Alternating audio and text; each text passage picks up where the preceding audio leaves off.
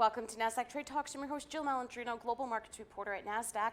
Joining me at the market site in Times Square, we have Jay Kaplan. He's a small cap portfolio manager over at Royce & Associates. We're going to take a look at can Footwear small caps outrun a recession? Jay, it's great to have you with us here. And it's been interesting, this conversation that's been a narrative in the marketplace is this shift to value from growth. We'll take a look at our first chart here and we'll get your opinion on this. Do you think this rotation is sustainable?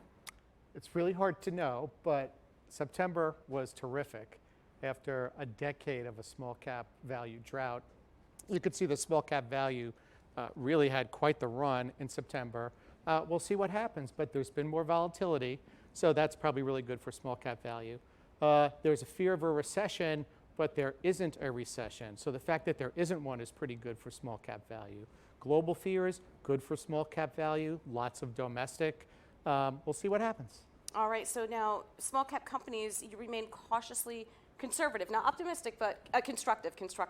What do you mean there? Well, I'm always conservative, right? So you can buy really good companies today at very low multiples because there is recession fear.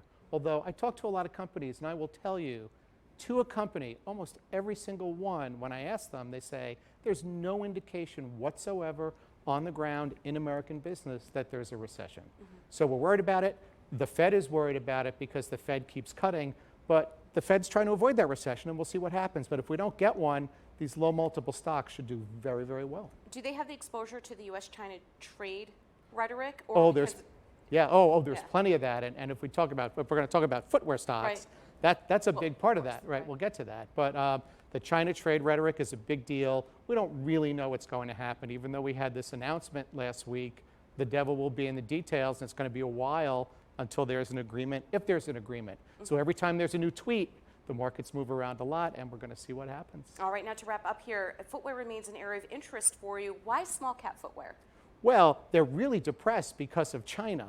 But on the other hand, the consumer in America is doing really, really well. Footwear, if there is a recession, footwear is a great way to play. People like to spruce up their wardrobes by buying footwear. The stocks are cheap. You get nice yields. And even if China is an issue over the next 18 to 24 months, they'll play through that, and that problem will be solved one way or another. Yeah, it seems to be a real trend for consumer is footwear almost more than any other space within retail. Well, yeah, because the price points are low, right? You can freshen up your wardrobe and not spend a lot of money. And oh, by the way, there's a whole family footwear business too. So back to school, the kids need shoes. It's wintertime, we need new boots. Kids grow out of their boots. And you get around Easter time in the spring, that's another cycle. So particularly for kids, they're always outgrowing and they're always replacing. So footwear is an evergreen kind of business. All right, Jay, thank you so much for joining us at Market Site.